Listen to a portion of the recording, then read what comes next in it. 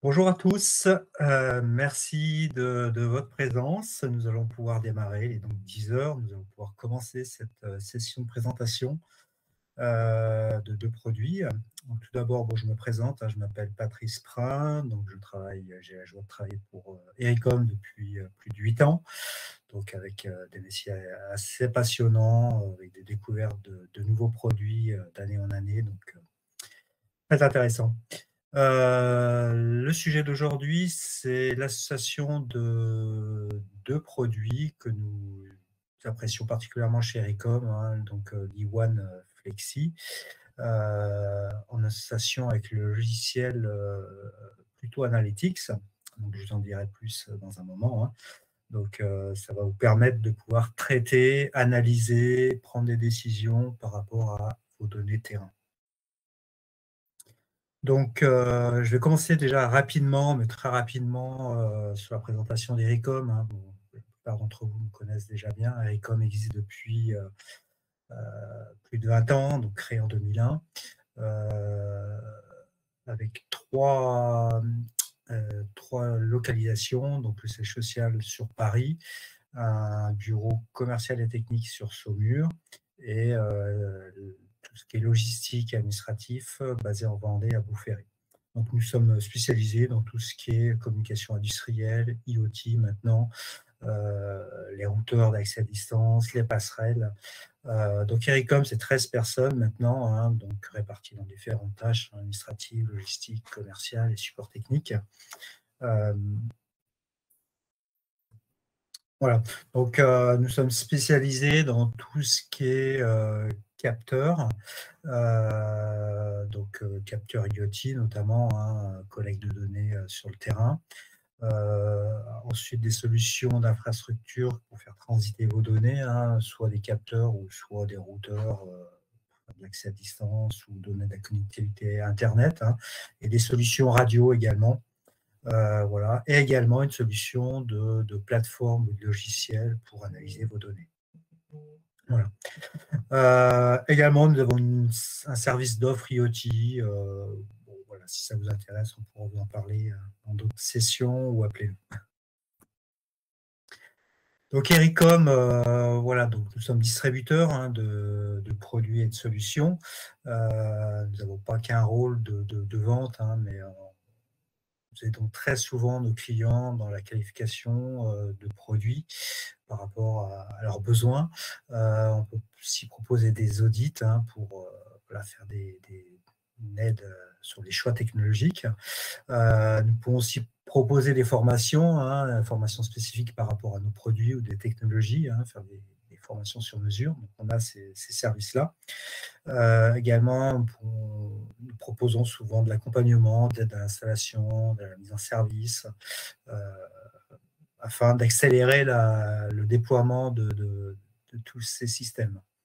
Voilà. Donc, nous avons tout ce rôle-là pour vous accompagner au mieux, et jusqu'à présent, je pense que la plupart de nos clients sont relativement satisfaits de nos services. Enfin, je l'espère. Voilà, les marchés sur lesquels nous intervenons sont assez vastes et variés. On a des solutions pour tout ce qui est gestion de la ville intelligente, donc surtout dans le monde de l'IoT avec différents capteurs. Tout ce qui est gestion d'énergie, c'est un sujet majeur actuellement. Pouvoir maîtriser sa consommation, déjà en avoir une vision pour pouvoir agir. Tout ce qui est industrie, la smart industrie ou l'industrie 4.0, dont vous entendez très souvent parler, de pouvoir collecter de la donnée puis en faire quelque chose d'intelligent. Des solutions aussi de géolocalisation de biens, tout ce qui est gestion de bâtiments intelligents. Voilà. Donc voilà, un peu, on rayonne un peu dans tous ces métiers-là, là où il y a besoin de capteurs et puis surtout après de gérer toutes ces données de manière intelligente. Voilà les principales marques avec lesquelles nous travaillons.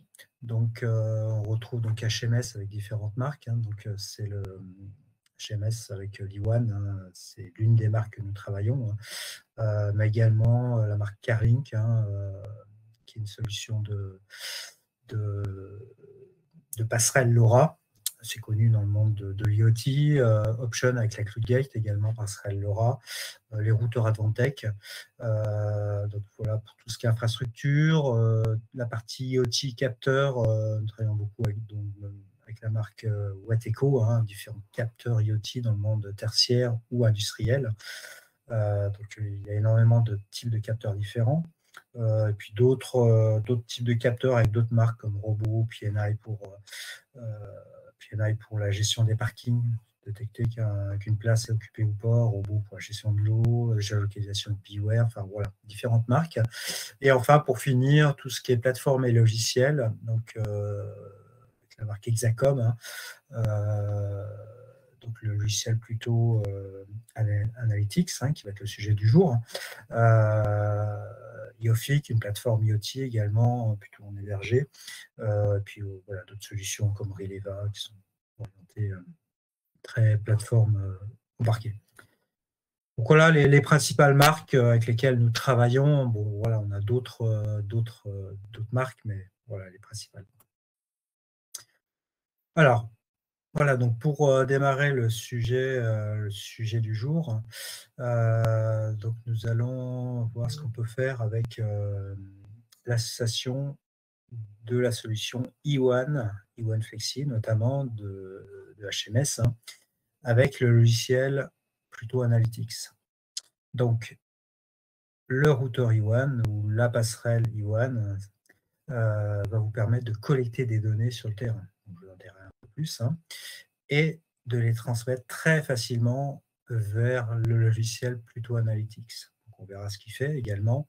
Et tout ça, au milieu, la passerelle entre les deux, c'est le service géré par le constructeur Iwan, Talk2M, qui est aussi un service d'accès à distance, mais aussi on peut faire transiter de la donnée de manière sécurisée et très simple, sans mettre en place une infrastructure très compliquée pour récupérer les données. Donc voilà, voilà ce que je vais vous présenter aujourd'hui. Alors pour démarrer, HMS aussi très brièvement, HMS, donc le constructeur du produit Iwan. Donc c'est un groupe. HMS, ça veut dire Hardware Meet Software. Donc ils sont spécialisés dans tout ce qui est passerelle, essentiellement dans différents types de métiers. Donc HMS, le groupe est basé en Suède. Et après, ils ont ces différentes marques, comme historiquement, ils ont Enibus, vous les connaissez peut-être, passerelle de conversion de protocole industriel, donc ouverture du Profinet vers de l'Ethernet IP, du Modbus, n'importe quoi. Donc vous avez beaucoup de combinaisons possibles. Ils ont une gamme sans fil aussi également, avec notamment le Bolt qui permet de faire des points d'accès Wi-Fi avec une conception hardware assez sympathique. La marque Iwan, bien sûr, Iwan Cozy et Flexi. Iwan Cozy pour l'accès à distance et Iwan Flexi, accès à distance et collecte de données.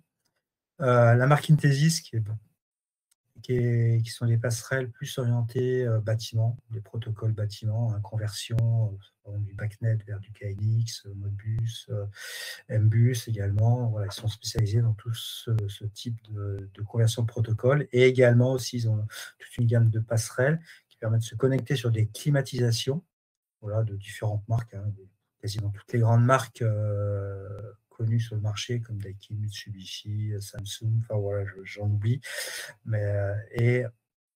Donc ça communique d'un côté avec les climatisations, puis après de l'autre côté, ça peut sortir les données en Modbus, BACnet, KNX ou directement sur une interface cloud. Voilà pour cette partie-là. Et XSAT, qui est une gamme un peu particulière sur des protocoles plus bâtiments avec des solutions CAN. Voilà, c'est un peu plus spécialisé ça. Voilà, ils ont d'autres marques également, mais bon, voilà les principales lesquelles nous travaillons. Voilà, ils ont une nouvelle gamme, la ProSantec, qui vient d'arriver chez eux, et WebFactory, qui est une solution de supervision. Voilà, Iwan, donc c'est le leader de la connectivité à distance, de l'accès à distance pour faire de la télémaintenance sur des automates. Donc ils sont leaders sur ce marché-là. Et ils ont plus de 20 ans d'expérience. Ils sont basés en Belgique, à Nivelles exactement. et leur cloud d'accès à distance. Et maintenant, on va pouvoir faire transiter de la donnée et de la stocker de manière temporaire, a été créé en 2006. Donc, ils ont une expérience assez conséquente sur leur serveur Talk2M. Je vous en dirai plus un petit peu. Donc, comme je disais, donc Iwan, hein, c'est une partie accès à distance hein, avec le produit COSI, et vous avez une partie télémaintenance proactive avec la gamme Flexi. Voilà, donc avec de la collecte de données et des outils pour pouvoir envoyer les données vers des applications tierces, telles que Pluto par exemple.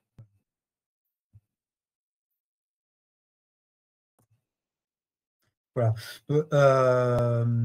Si vous avez des questions, n'hésitez pas de les poser. Vous avez un petit onglet hein, Q&R, hein, questions-réponses. Posez-la dans cette partie-là et je répondrai à toutes vos questions en fin du webinaire. Voilà. Alors, donc l'Iwan Flexi donc, va vous permettre de collecter de la donnée sur le terrain, déjà via différents supports de communication, donc, qui peuvent être Ethernet, via port série et même via USB, hein, USB IP hein, généralement. Il supporte nativement voilà, toute une série de protocoles de communication hein, que vous allez retrouver sur le marché. Hein, tout ce qui est les protocoles industriels vont être supportés, tels que le Modbus, le Profinet, Profibus, Ethernet IP. Ça va être compatible avec quasiment tous les PLC, tous les automates industriels qu'on va trouver sur le marché, hein, comme voilà, Siemens, bien sûr, Schneider, Rockwell, Mitsubishi, Omron, Allen Bradley, enfin voilà, toute cette gamme-là de PLC vont être compatibles avec l'Iwan. Également, il est client au PCUA, hein, donc vous allez pouvoir connecter de la machine même vers des commandes numériques qui auraient ouvert à l'OPCUA en mode serveur, hein, puisqu'il est client. Bon, l'Iwan aussi, de l'autre côté, il est serveur au PCUA également, donc il est client serveur. Mais ce qui nous intéresse là, c'est son mode client pour les récupérer de la donnée. Également, ça va vous permettre aussi de collecter de la donnée dans tout le monde tertiaire avec le protocole BACnet. Donc, vous allez pouvoir récupérer des données en BACnet client. Donc, ça va vous permettre de communiquer avec des automates plus voilà, dans le monde tertiaire, dans les chaufferies, par exemple, les stations de chauffage avec des automates Sauter, Trend, Distech, enfin, voilà, et autres. Donc voilà pour cette partie-là. Donc vous allez pouvoir vraiment communiquer et récupérer de la donnée qui vont être centralisées dans l'Iwan. Une fois que vous avez récupéré ces données, l'Iwan va pouvoir les historiser. Donc il a une mémoire hein, en flash et prom. Hein. Vous allez pouvoir stocker jusqu'à 1 million de points horodatés dans sa mémoire. Puis après, c'est une pile FIFO, hein, donc c'est une pile tournante. Hein. Le premier élément enregistré, c'est le premier qui sera sorti de la pile. Donc après, ces points historisés, vous pouvez les restituer de différentes manières. Hein. Donc il y a une consolidation locale, hein, bien sûr, hein, ou distante.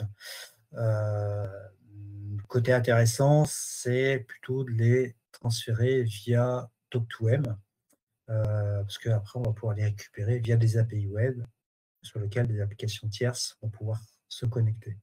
Bon, également, il y a les solutions classiques hein, qui sont de moins en moins utilisées, parce que ce n'est pas toujours évident à supporter, à mettre en place, mais on peut aussi envoyer les données sous forme FTP, HTTPS, voilà, sous forme de fichier CSV, par exemple. Voilà, et puis juste pour finaliser, il y a également une gestion d'alarme. Vous allez pouvoir envoyer des alarmes SMS, email. Voilà. Bon, il fait pas mal d'autres choses aussi également, l'Iwan, mais bon, voilà, pour ce qui nous intéresse, l'association Iwan avec le logiciel, c'est les points essentiels qu'il faut retenir. Alors, une fois que vous avez collecté les données et puis historisé ces données dans l'Iwan, vous allez pouvoir les envoyer vers des applications tierces. Donc, comme je disais, vers les serveurs gérés par le constructeur Iwan, hein, vers Talk2M. Donc, Talk2M sert aussi à l'accès à distance hein, via des liens VPN, mais également à stocker un peu de données hein, de manière temporaire. Hein, ce n'est pas le lieu de stockage, mais il va les déposer là pour que des applications tiers viennent les chercher. Donc ça évite, vous n'avez pas besoin d'avoir d'un point d'entrée sur le site où il y a l'E1. Hein. C'est l'E1 qui va pousser les données via le VPN sur Talk2M. Donc il va pousser les données voilà, qu'il a historisées. Hein. Donc c'est un lien qui est sécurisé et crypté. Hein.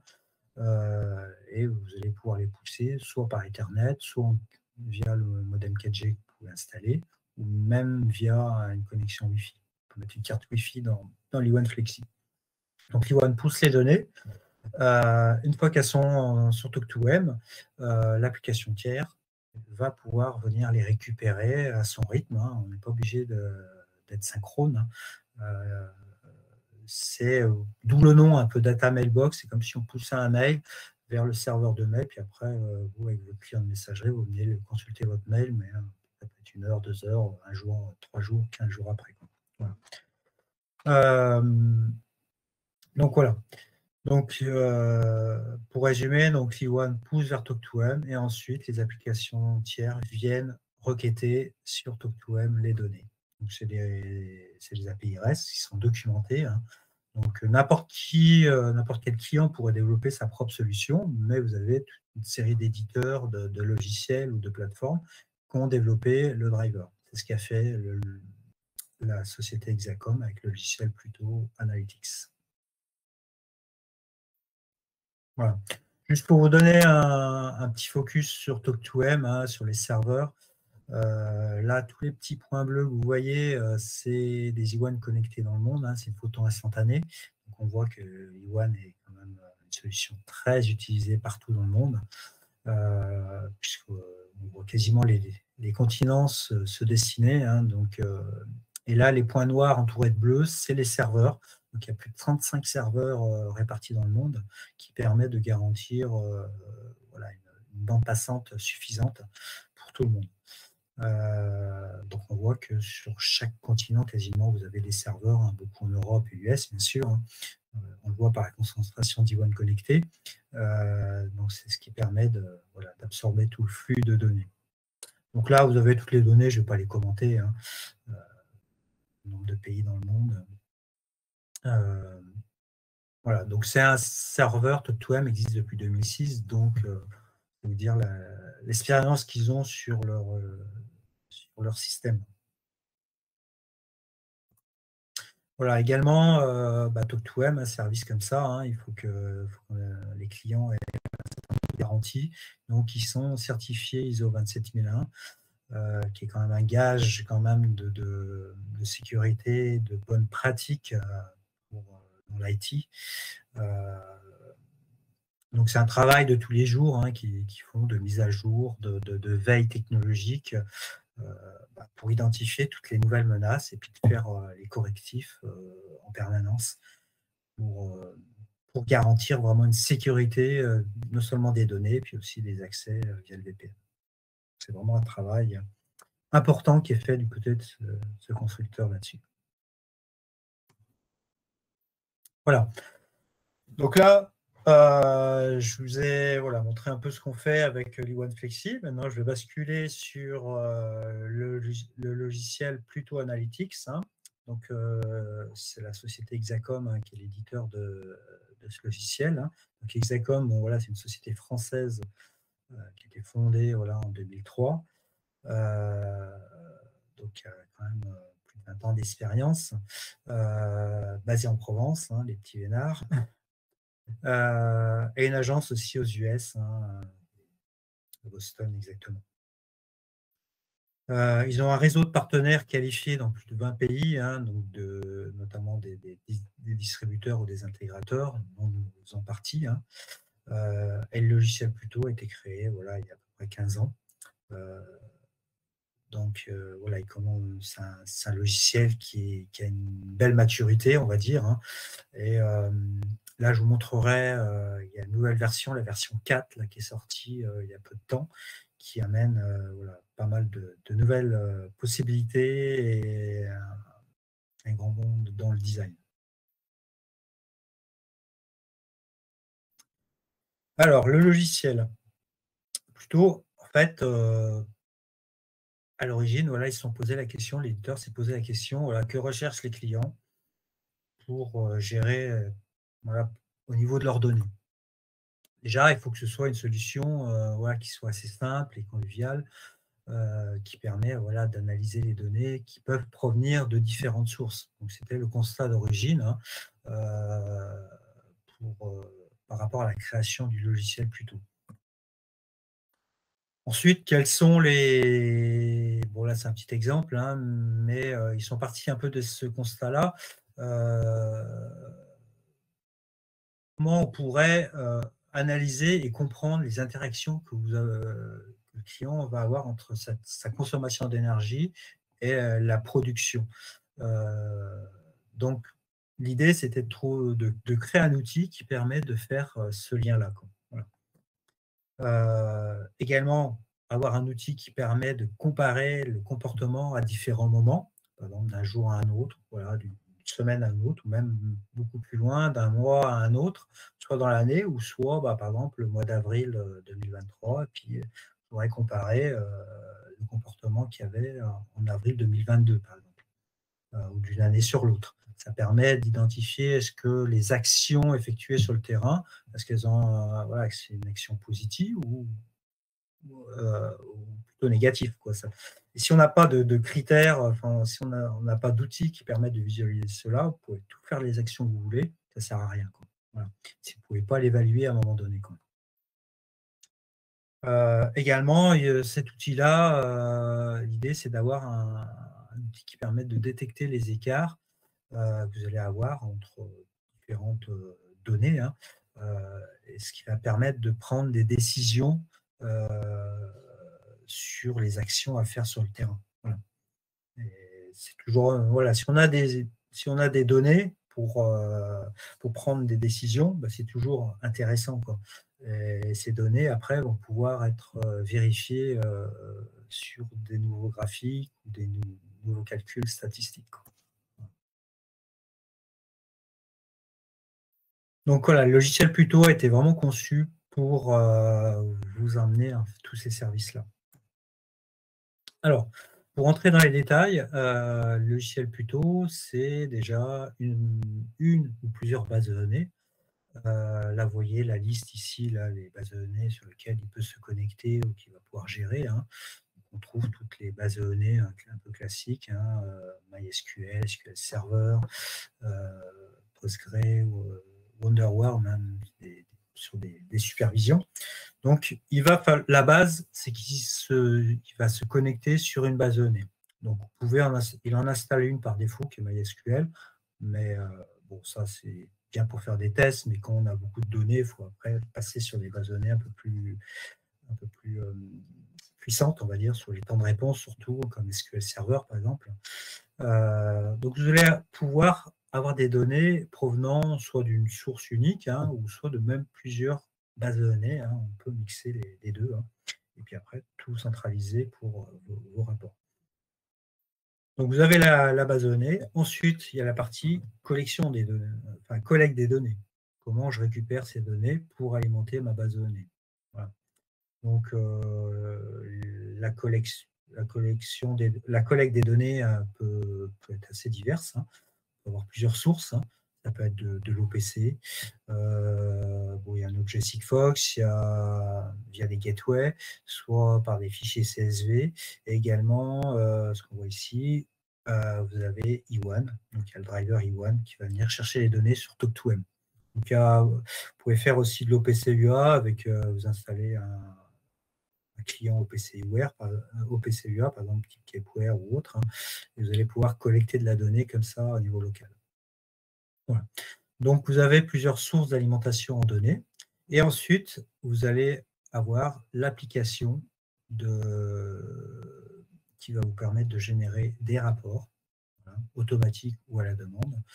Un module qui va vous faire du live, hein, de la vision en temps réel hein, de vos données. Des outils aussi de diagnostic, d'analyse statistique également. Je vous montrerai tout ça également. Voilà, donc vous avez aussi il y a des web applications, du web mobile, vous avez un peu de tout ça. Alors, Également, comment vous allez installer le logiciel? Vous avez deux possibilités. Soit vous allez installer le logiciel plutôt sur le site, hein, sur un PC serveur sur votre site. Hein, les données restent sur le site. Vous installez le logiciel. Voilà, c'est sur un PC Windows, hein, ça tourne sur Windows. Vous installez le logiciel et puis après, vous l'exploitez directement sur votre site. Il y a une possibilité aussi d'installer en fait sur le cloud l'application plutôt, hein, donc, pour avoir un accès de partout dans le monde. Hein. Donc c'est également une possibilité. Soit sur votre propre service d'hébergement que vous pouvez utiliser, hein. Il suffit d'installer une machine virtuelle sur le cloud et puis vous installez plutôt après. Ou soit même c'est possible pour à partir d'un certain nombre de data, la société Hexacom peut vous héberger, peut vous offrir un service d'hébergement.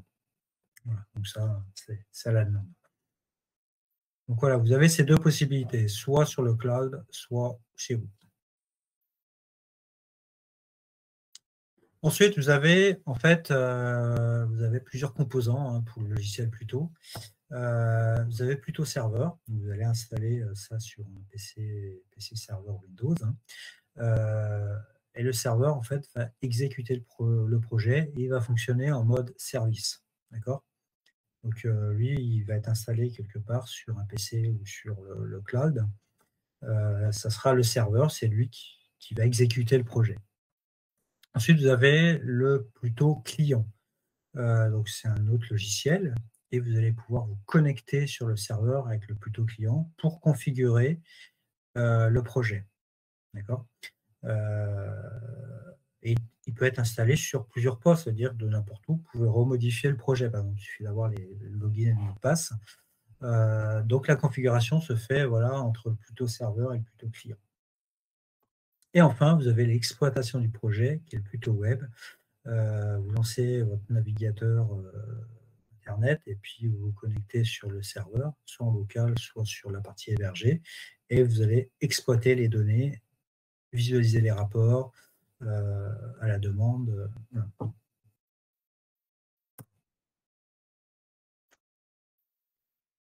Alors, qu'est-ce que vous allez pouvoir faire en fait avec vos données? Vous allez pouvoir valoriser une fois qu'elles sont récupérées. Bon, bah, c'est bien, hein. Vous avez pas mal de données. Vous allez pouvoir les traiter, en faire des traitements additionnels, par exemple en faire des calculs, hein, ou faire des calculs entre les variables. On recrée des nouvelles variables. Donc, vous avez les variables que vous allez récupérer du terrain, mais il y a également des nouvelles variables qui peuvent être créées à l'intérieur de Pluto, avec qui vont être des données synthétisées ou de la somme ou multiplication avec des formules mathématiques entre plusieurs variables. Donc tout ça va vous permettre de générer voilà, soit des alarmes, hein, vérifier s'il y a des surconsommations, des fuites, des écarts, voilà, ou générer des KPI, hein, des indicateurs de performance sur votre process. Vous avez un outil de design hein, qui est assez puissant, je vous montrerai ça là, sous peu, là, pour créer vos rapports, vos synoptiques.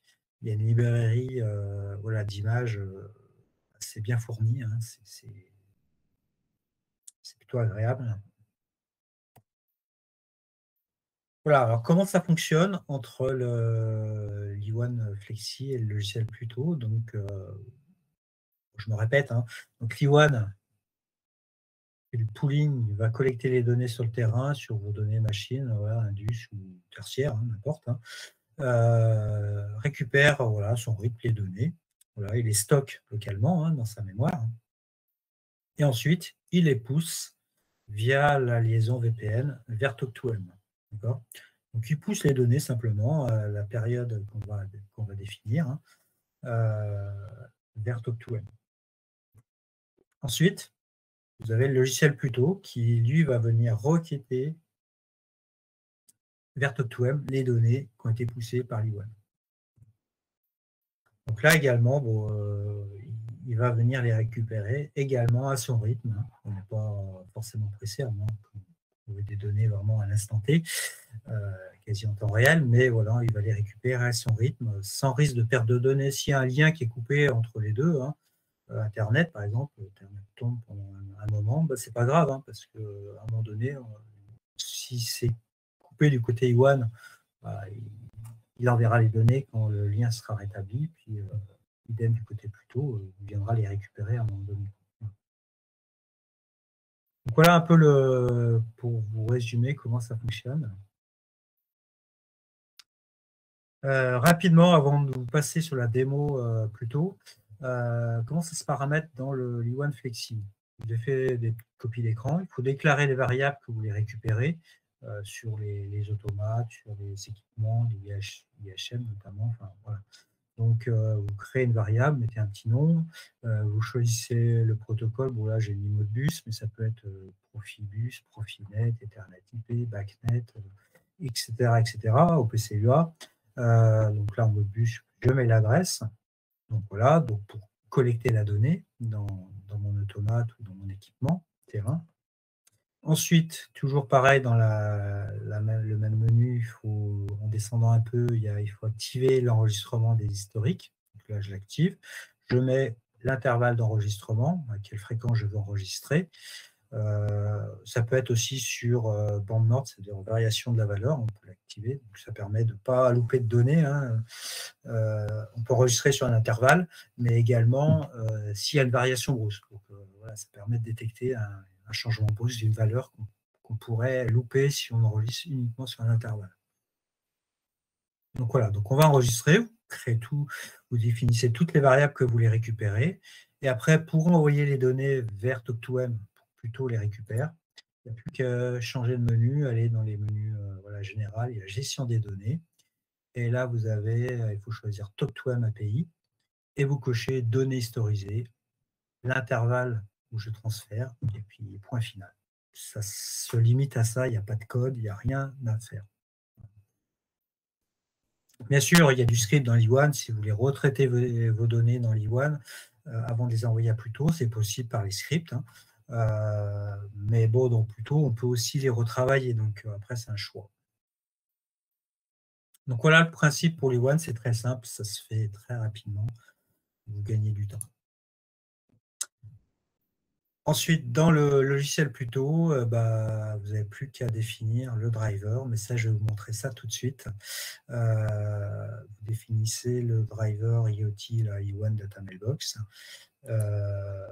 Et après, vous connectez avec votre nom de compte, un login et un mot de passe, que vous définissez pour Pluto. Hein. Il ne faut pas mettre le nom d'utilisateur que vous utilisez vous-même, hein, ce serait dommage. Et puis, vous avez toute la liste des I1 qui apparaît, puis il n'y a plus qu'à définir tout ça. Voilà, il est temps de passer à une démo, ça sera beaucoup plus parlant. Alors, le logiciel, hop, je vous passe. Voilà le logiciel, donc là, c'est le client, donc le soft PC, qui va vous permettre de configurer votre projet. Donc, je vais pas rentrer dans tous les détails, on n'aurait pas assez de temps. Hein. Je vais me limiter, mais je vais vous montrer les généralités. Donc, vous avez déjà la base de données ici. Donc, par défaut, il y a une base de données MySQL avec les bases que vous allez pouvoir trouver. Hein. Comme ceci, mais vous pouvez en rajouter une. Donc, vous avez toutes les bases et vous choisissez quel type de base vous voulez vous connecter. Donc, vous voyez, vous avez même des bases de données provenant de superviseurs industriels sur lesquels plutôt peut se connecter. Scitech, PCV, Panorama, Wonderware, Profici, je ne connais pas. Il y a même des bases de données OPC. Enfin bon, voilà, il y a toute une série de bases de données sur lesquelles vous pouvez vous raccrocher, donc pour en créer plusieurs. Pas de souci. Après, vous avez ce qui est noté Real-Time Data Source, la collecte de données. Donc là, j'en ai une I1, hein, Data Mailbox, créée. J'ai rentré le nom de mon compte, mon login et mon mot de passe. Je connecte et puis la récupérer. Ensuite, donc, par exemple, mon I1 Flexi ici, je l'ai associé à une base de données que j'ai créée ici. I1 Paris. Donc là, vous choisissez, tiens, les données de mon I1, je les mets dans telle base de données. Donc là, vous allez choisir la base de données. Donc voilà, bon, je reprends rapidement. Ici, il y a les bases de données que vous allez pouvoir définir, hein. Donc là, c'est une base de données MySQL qui est installée, mais vous pouvez en rajouter une, hein. Là, il y a toute une série, voilà, les bases de données que vous pouvez, sur lesquelles vous pouvez vous connecter ou créer une nouvelle base de données. Voilà. Après, il y a la partie collecte de données ici. Je vous remonte rapidement. Voilà, il y a toutes les connecteurs sur lesquels vous pouvez voilà, lancer des collectes de données. Donc, il y a OPC, UA, DA. Et puis, vous avez E1 Data Mailbox pour récupérer les données. Donc, c'est ça qu'il faut faire, hein, comme là, je vous ai montré. Donc là, vous allez mettre votre nom de compte Talk2M pour E1, hein, un login et un mot de passe. Et ensuite, vous avez la liste des E1 et vous allez dire, voilà, j'utilise cette E1-là et je raccroche à une base de données. Voilà, là, j'avais choisi E1 Paris. J'ai créé une base de données qui s'appelle E1 Paris ici, comme vous voyez là, hein. Et en fait, toutes les données qui viendront de mon Flexi 205 Ericom, là, hop, seront injectées dans la base de données MySQL ici. Voilà. Donc voilà pour le principe. Ensuite, vous allez pouvoir définir quel est le temps de pooling. Voilà, j'ai défini 30 minutes. Hein. Toutes les 30 minutes, je vais plutôt venir checker sur Talk2M s'il y a des nouvelles données. D'accord. On peut aussi, il y a une auto-configuration, c'est-à-dire que dès qu'il y a un nouvel E1, on va pouvoir l'injecter dans une base de données. Donc voilà pour la partie paramétrage. Ensuite, bon là, je ne vais pas rentrer dans le détail, mais il y a toutes les données statistiques, on peut gérer des statistiques, recréer des calculs stats des nouvelles variables. Hein. Voilà, alors également vous avez le Smart Browser, ça va vous permettre en fait d'alimenter, d'affecter vos données à votre projet. Donc vous avez ici vos bases de données, ici j'ai des données qui viennent de mon E1, hein. Là c'est une donnée, hein. Et là, vous avez le Smart Browser. Ça va être les données de votre projet. Alors, vous allez pouvoir créer des templates. Ça va être assez puissant. Surtout si vous faites du multi-site, vous allez pouvoir créer un template, un projet avec toujours les mêmes noms de variables. Ici, je vois, là, j'ai toutes ces variables-là. Et en fait, je prends ça et je peux créer je peux ajouter un index folder, c'est-à-dire je recrée un nouvel, comme ici. Et en fait, il a repris toutes les variables qui sont dans mon template. Après, je n'ai plus qu'à les affecter. S'il y a des nouvelles données, ben, je dis voilà, je fais un glisser-déposer vers mes variables. Elles apparaîtront en vert une fois qu'elles sont associées. Tant qu'elles sont en orange, ça veut dire qu'elles ne sont pas associées à une variable de la base de données. Voilà. Donc voilà un peu le principe.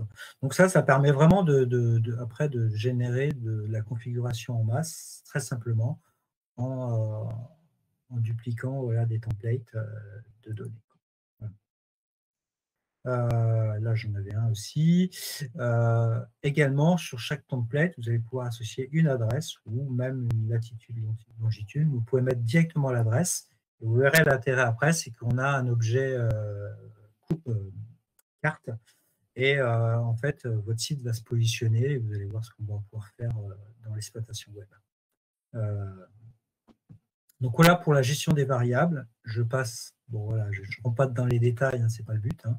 Et ensuite, je vais rentrer là dans le design, création des rapports. Vous avez l'éditeur. Voilà ici. Voilà quelques exemples de ce qu'on peut faire. Hein. Et pouvoir bon, voilà, mettre des images, bien sûr, hein, et puis mettre des variables. Ici, là, vous allez chercher la variable. Donc là, notamment, c'est un template, donc c'est une variable un peu générique. Et après, on va voir qu'on va pouvoir générer aussi des templates de rapports ou de synoptiques. Voilà. Donc là, c'est une variable générique. Le type de données, c'est une valeur, mais ça peut être un pourcentage, ça peut être l'heure aussi également. Et la fonction, là, c'est l'index déviation, donc c'est l'écart par rapport à la période qu'on va définir, mais ça peut être une valeur moyenne, ça peut être une valeur min, une maxi sur la période.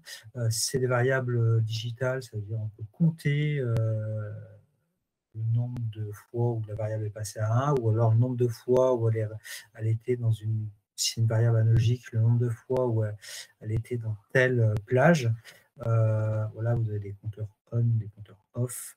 Le temps où la variable est restée entre telle plage et telle plage, ou le temps qu'elle est restée à on, par exemple. Enfin bon, voilà, il y a la durée là. Donc, vous avez plein de fonctionnalités qui vont vous permettre de faire des statistiques sur vos variables là-dessus. Voilà. Vous allez pouvoir aussi mettre des courbes.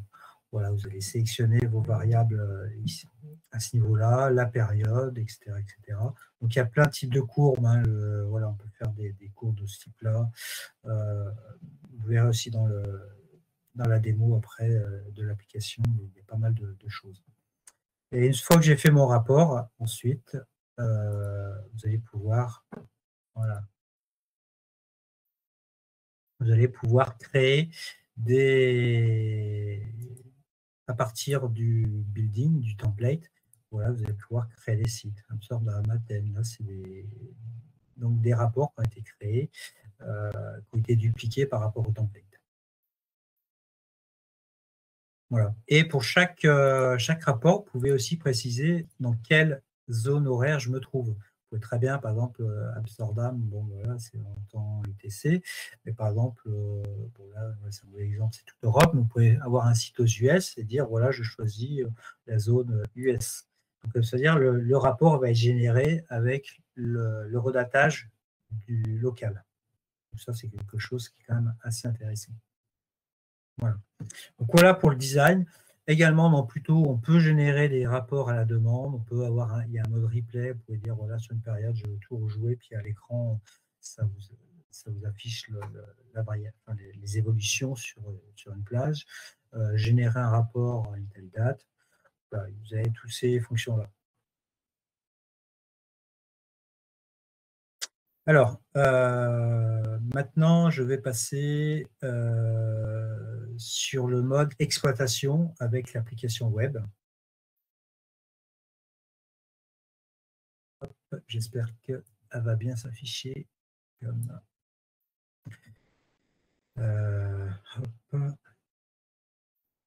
je confirme.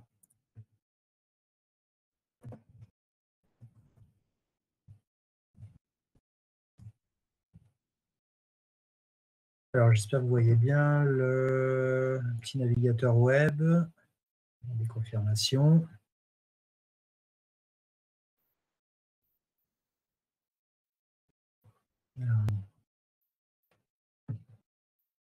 Ok, c'est bon.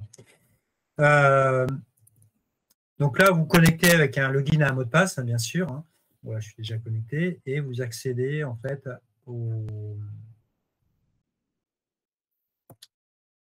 à l'outil d'exploitation web. Voilà, je refresh pour être sûr que... Voilà. Donc, vous allez avoir plusieurs modules de visualisation, d'exploitation. Le mode vision, le mode carte, mode reporting et le mode analytique. Alors, le mode vision, donc là, ça va être de la visu, on va dire, live, hein, comme une petite supervision un peu. Hein. Vous allez pouvoir afficher voilà, différents, voilà, en mode dashboard, par exemple, hein, des données qui vont apparaître. Hein. Par exemple, ici, bon, voilà, c'est la production instantanée, c'est par exemple 7,4 tonnes par kilowattheure. La consommation de gaz instantanée et de ça, voilà. Donc, et vous avez l'heure d'affichage des variables. Voilà. Donc, dans ces outils, vous pouvez aussi avoir des menus de navigation, ça vous permet de passer d'une page à une autre. Hein. Voilà. Donc là, quelque chose qui ressemble plus à du synoptique hein, qu'on peut trouver dans un SCADA classique, hein, avec des données, avec des petits paragraphes. Les données, on peut aussi intégrer une petite courbe d'évolution sur les dernières heures, par exemple. Donc, voilà ce qu'on peut afficher hein, sur le mode visualisation. Hein. Donc c'est un exemple, hein, bien sûr. Hein. Là, plutôt un petit dashboard. Si on prend des données électriques, voilà, c'est pas ça que je voulais. Voilà. Et là, avoir une vue un peu plus, on va dire, historique. Voilà, la vue du débit sur les dernières 24 heures, les marches arrêt des pompes également, hein, sous forme de graphes. Voilà, vous avez un graphe un peu classique, des barres graphes, ici en dessous, avec les données en crête. Donc voilà un peu les exemples que l'on peut avoir. Et là, avec des données un peu plus production.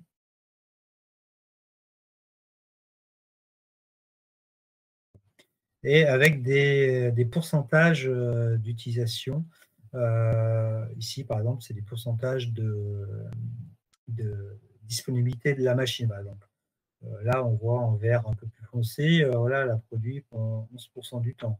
Elle était en mode slow, c'est-à-dire en mode lent, c'est cette partie-là. Elle était en stop, bah non, elle n'était pas. Elle était non disponible, bah 28% du temps. Enfin, voilà, vous pouvez avoir ce genre de petit outil. Un bargramme là, de mode de production également. Voilà, vous avez pas mal d'outils d'affichage qui peuvent être voilà, différents pour exploiter vos données. Donc ça peut vous donner une bonne vision de, de la productivité de votre site ou de la performance de votre site. Également, on peut animer en fonction d'un pourcentage qu'on va définir. Voilà, si on a un petit bonhomme qui est plutôt content en vert ou en rouge, comme précédemment également, on peut, là, on affichait, hop, j'y reviens, voilà un petit bonhomme vert qui sourit. Mais ça peut être animé si on a, par exemple, une production qui est inférieure à un seuil, ben, on peut animer l'image qui va être ici. Voilà.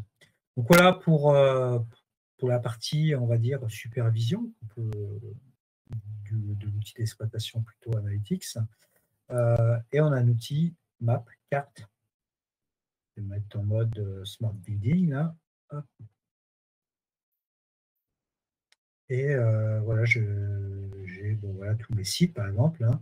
Donc, ils peuvent être animés en rouge, en vert, en orange, en fonction des niveaux de criticité, de problèmes qu'il peut y avoir sur le site. Et là, bon, ici, on voit que on supervise un niveau de CO2, par exemple. Hein. Donc là, quand je clique dessus, j'ai un petit résumé de ce qu'il y a sur le site, un taux de CO2, le statut, température intérieure. Donc on a un petit résumé, donc je peux voilà, demander ces informations-là partout sur chacun des sites. Si je veux aller plus loin, ben, je peux aller dans le mode reporting. Et là, je vais avoir le dernier rapport qui s'affiche. Mais également, je peux voilà, demander une autre date. Où je peux afficher s'il y a des rapports qui ont été générés. Bon, là, je n'en ai pas. Mais je peux aller visualiser d'autres rapports ou les générer. Donc là, voilà aussi un mode d'affichage. On peut avoir des tableaux de données avec les consommations électriques. Voilà, là, c'est mois par mois. On peut faire ça sur une journée, heure par heure. Enfin, bon, voilà, il y a pas mal d'outils possibles. Vous avez le mode reporting, où là, vous allez accéder voilà, à tous vos sites. Hein. Je retrouve tous mes fameux sites que j'avais, Amsterdam. Voilà. Là, c'est la même chose. Hein. Je vais pouvoir aussi régénérer un rapport à la demande.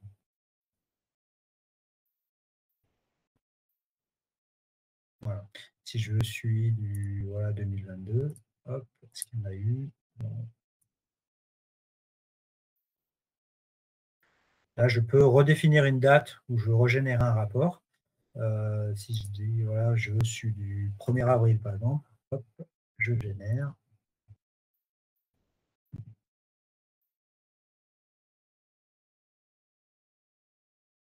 Tac, voilà, j'en ai un.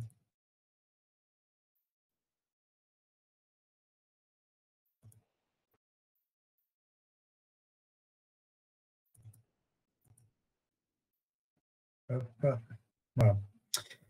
Donc voilà, il y a une possibilité voilà, d'avoir du rapport à la demande qui est assez agréable, qui est assez puissant. Vous avez le module analytique. Alors, vous avez plusieurs fonctionnalités. Vous avez tout ce qui est tendance. Euh, Vous allez, là, ici, c'est de la production vapeur, je crois, dans cet exemple, hein, voilà, des tonneurs. On peut rajouter plusieurs données, hein, voilà. Donc, vous allez avoir, voilà, sur la période, là, j'ai choisi une période de 24 heures, mais ça peut être, par exemple, une période de 7 jours. Donc, au début de période, j'avais bon, 48 tonneurs. Euh, Sur la fin de période, j'avais ça, le min, le max, la moyenne, la déviation, c'est ça, et puis la moyenne est ça. Et là également, ça vous donne c'est pas la qualité de la donnée, enfin, c'est le nombre de points, on définit qu'il nous faut au moins un point par heure pour que les données soient cohérentes. Et là, voilà, là, il indique 400%, ça veut dire que j'en ai eu 4 par heure. Donc, ça veut dire que la qualité des données est quand même satisfaisante pour avoir voilà, les courbes de tendance. Donc, tout ça, vous pouvez générer une config que vous voulez, sélectionner les variables que vous voulez comparer les unes aux autres, et puis après, vous sauvegardez votre config, puis après, il n'y a plus qu'à voilà, demander ce que vous voulez.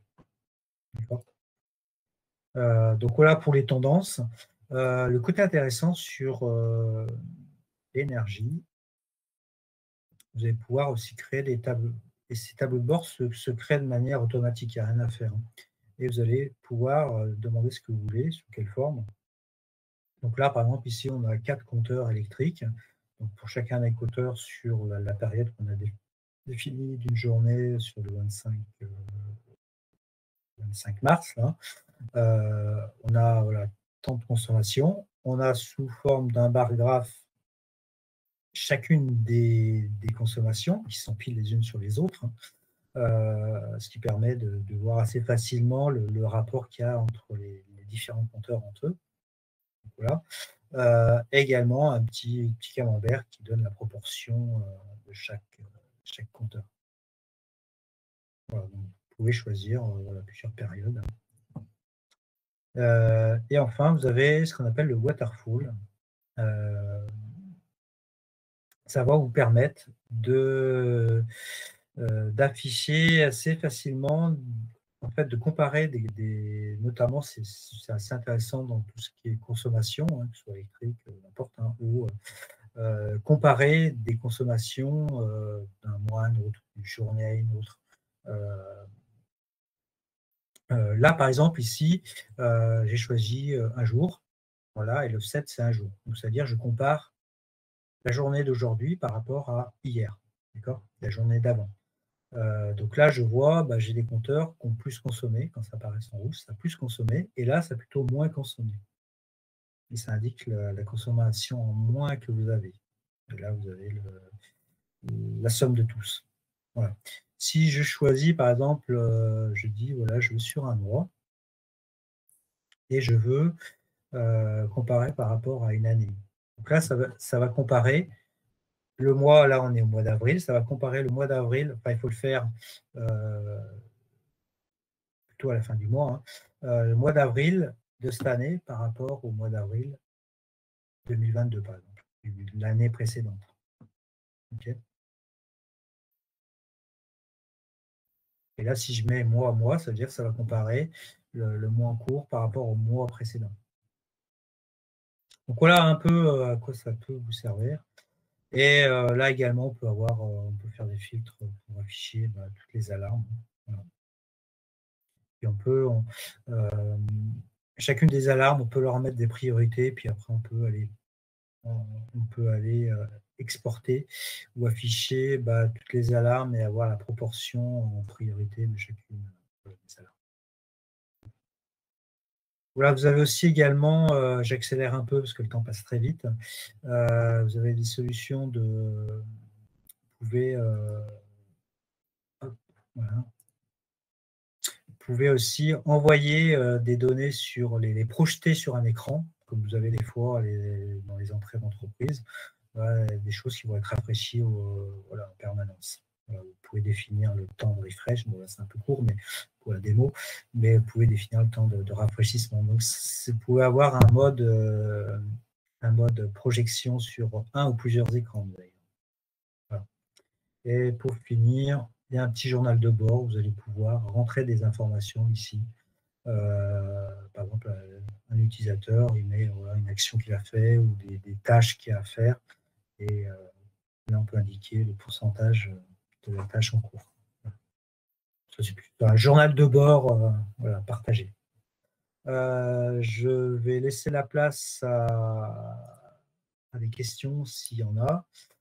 Alors, on me demande, est-ce que Pluto Analytics est un logiciel no-code, sans développement informatique, qui va créer des applications de reporting depuis le portail web? Alors, en effet, hein, c'est no-code. Vous n'avez pas besoin il n'y a pas de code à développer. Hein, comme vous avez pu voir, hein, c'est essentiellement du paramétrage, vous allez glisser pour la gestion des variables, c'est du glisser-déposer. Idem pour designer vos rapports, bah, vous avez des objets, vous allez les glisser. Donc c'est vraiment pas de code. Hein. C'est vraiment pas de code. Hein. Voilà. Oui, alors quelqu'un me demande si la présentation sera disponible offline. On vous enverra on vous enverra un lien où vous aurez le slide et puis tout. Sur l'interface E1, peut-on sauvegarder une configuration de définition de données pour la déployer vers d'autres E1? Oui, en fait, vous avez fait une application E1 avec la liste de vos variables. Vous pouvez la sauvegarder avec vous avez l'outil, ceux qui connaissent un peu d'E1, vous avez eBuddy, hein, pour faire une sauvegarde. D'ailleurs, c'est conseillé, faites toujours une sauvegarde, quel qu'il en soit, de votre application, parce que si votre E1 meurt, eh ben, vous n'avez plus rien, tout est embarqué, donc il faut faire une sauvegarde. Donc avec l'outil eBuddy, hein, vous sauvegardez, et ensuite on peut restaurer une application. Donc voilà, après il ne reste plus qu'à l'enregistrer sur le service Talk2M, et puis voilà. Mais toute la configuration des variables, si elle est faite une fois, après vous pouvez la dupliquer. Il n'y a pas de souci. Alors, autre question, la partie vision, on peut automatiser, choisir la fréquence de refresh. Oui, ça, on peut choisir la fréquence de rafraîchissement. Là, j'avais rien, mais je pouvais activer la case refresh automatique avec une fréquence. Voilà. Le logiciel peut être testé gratuitement pendant, de mémoire, je crois que c'est 40 jours. Vous pouvez télécharger, appelez-nous, on vous donnera le lien pour télécharger le logiciel, et vous pouvez l'utiliser pendant 40 jours gratuitement. Alors, bonne question. Vous avez vu passer la connexion LoRaWAN avec Pluto, pourtant elle n'est pas dans la liste.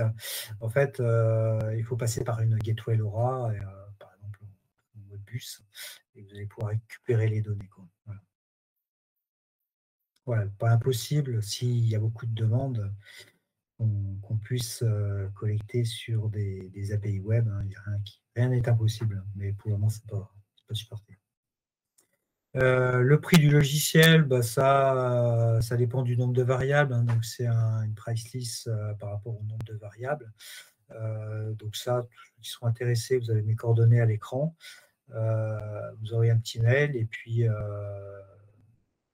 on pourra vous envoyer tout ce qui va bien, hein, en fonction on pourra parler de vos projets. Voilà, on pourra vraiment vous guider là-dessus. Donc vous allez payer voilà, une licence une fois, puis après il y a aussi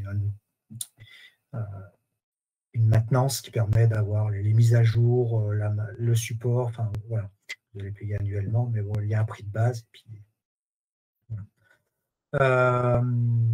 Voilà, donc on travaille de concert avec Hexacom, hein, donc la personne de chez Hexacom, là, qui suit notre présentation. On agit souvent ensemble pour faire des démos un peu plus poussées, ou par rapport à des projets un peu plus poussés. On travaille de concert pour faire voilà, des présentations un peu plus avancées. Donc voilà, si vous avez des projets bien spécifiques, n'hésitez pas à me contacter, puis on pourra se mettre en relation avec vous et de concert avec Exacom pour vous aider à définir votre besoin. Donc, vous pouvez télécharger, donc on vous enverra tout ça.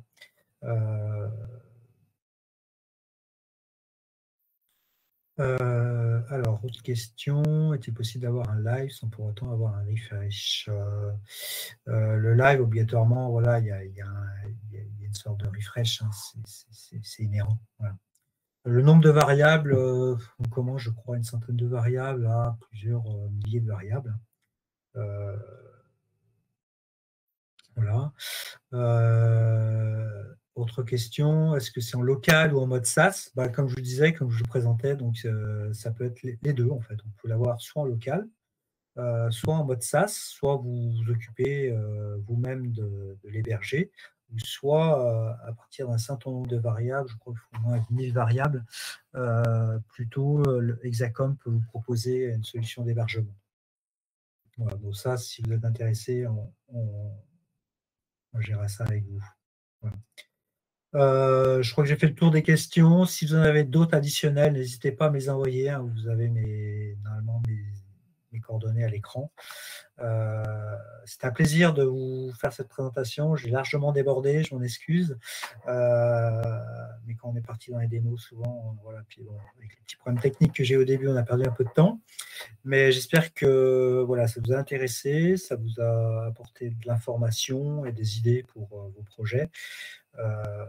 Voilà, j'en profite juste pour vous annoncer notre prochain webinaire qui sera la semaine prochaine, dans un mois, le 26 mai, sur les routeurs Advantech et Millsite, voilà, les routeurs 4G, 5G qu'on peut vous proposer. Voilà, je vous remercie pour votre attention. Je vous souhaite une bonne fin de journée, un très bon week-end, et puis je vous dis à bientôt. Voilà, merci pour votre attention. Merci, au revoir.